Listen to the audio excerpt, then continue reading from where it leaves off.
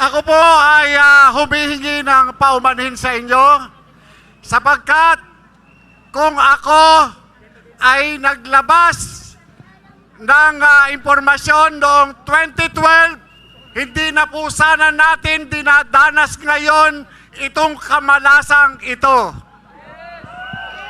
Yes!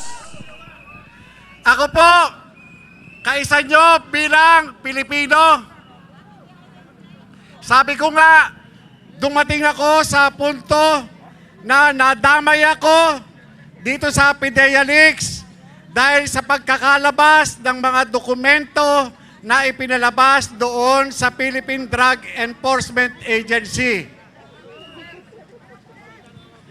Ang tanging kasalanan ko lang ay ako po yung humawak ng kaso at nag-imbestiga sa isang kaibigang matalik ni Bongbong Marcos. Okay po. Ngayon ko lang po sasabihin sa inyo, yung confidential informant,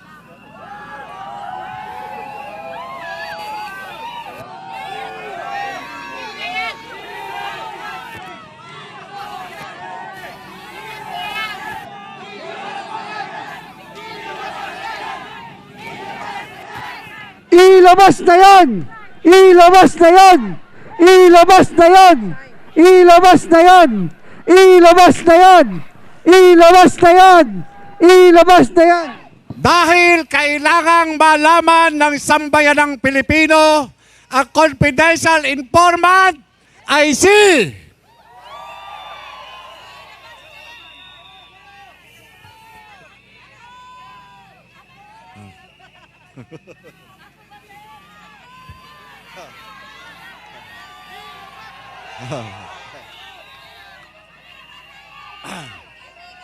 tawagin na lamang po natin siyang Bravo Delta.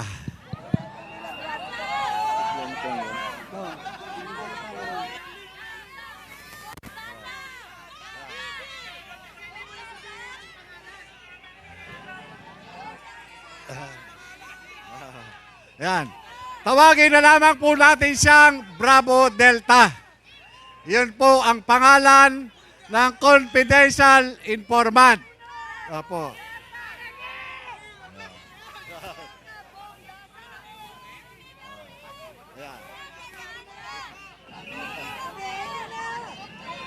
Okay.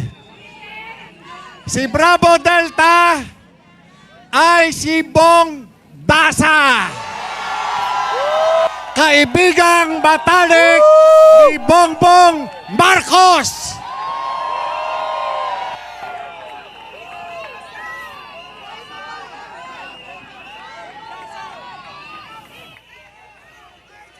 Ngayong pababa ka na, ikaw ay inilaglag ng iyong kaibigang matalik.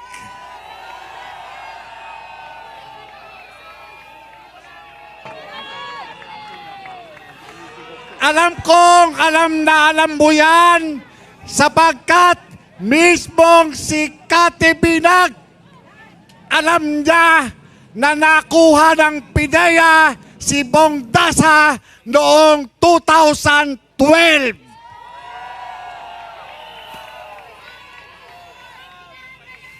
At bilang kapalit, palit ulo, ikaw ang ipinalit. Yan po ay nandun sa record ng PIDEA. Nandun po. Nandun po sa record ng PIDEA at ito ay inamin niya at nireduce yan sa sworn statement. Nakuha po ng PIDEA itong si Bong Dasa at itinuro yung kanyang mga kasama. Kaya po ito nalaman namin. Yan po yun.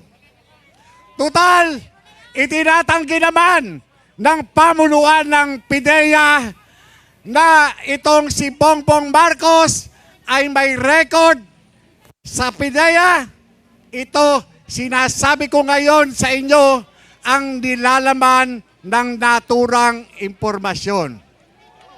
Yan po yan. Kayo, Mr. President, hindi ko naman sinabi sa inyo na mag-addict kayo. Hindi ko naman sinabi sa inyo na sumingot kayo ng pulburon. At hindi ko kayo sinabihan na mag-addict araw-araw. Ako ay nagtatrabaho lang bilang isang PIDEA agent. Pero ano ang ginawa nyo sa akin?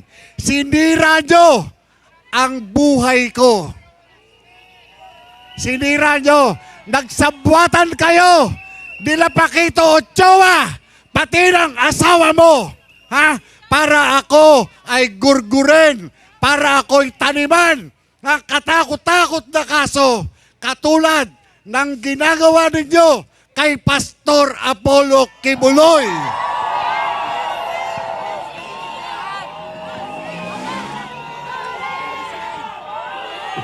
BBM resign! BBM resign! BBM resign! BBM resign! BBM resign! BBM Sanay na sanay kayo sa paggawa ng kaso. Sanay na sanay kayo sa pag-imbento ng kaso. Sanay na sanay kayo sa pagbuhay ng mga ibinasurang kaso. Iyan! Ganyan ang ginagawa ninyo. Ha? Ginawa nyo sa akin, ginawa nyo kay Pastor Kibuloy. Ibinakulong nyo ko. Pati si Atty. Roque, ipinakulong nyo rin. Hindi na kayo nasiyahan Justisya! kay Dr. Justisya! Abadoy at kay Ka Eric. Justisya! Justisya! Justisya! Justisya! Justisya! Justisya! Justisya! Alam nyo, Justisya! mga kapatid, si General Nicolas Deloso Diwata Torre ay makinig kayo. Si General Torre ay instructor ko sa Police Intelligence Course. Kasama ko rin siya sa PNP Narcotics Group. Tinyente pa lang yan, nakasama ko na yan. Pati sa pambababae yan. Woo! Woo!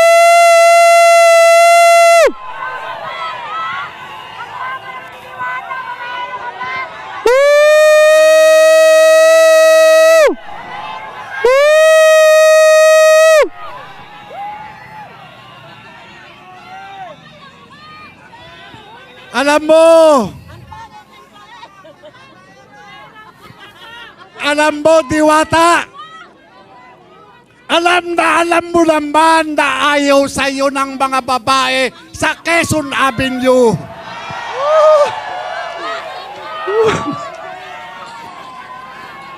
Magkakaabinan ba tayo dito? Pagka gusto mong umiyot, Morse, drive mo ko. Pero hindi ko na ikukwento sa inyo. Marites na yan! Marites na yan! Marites na yan! Pero General Marites na Torre, yan! Marites na yan! General Torre, bilib din ako sa iyo dahil yung dating torch naging diwata na. Salamat po.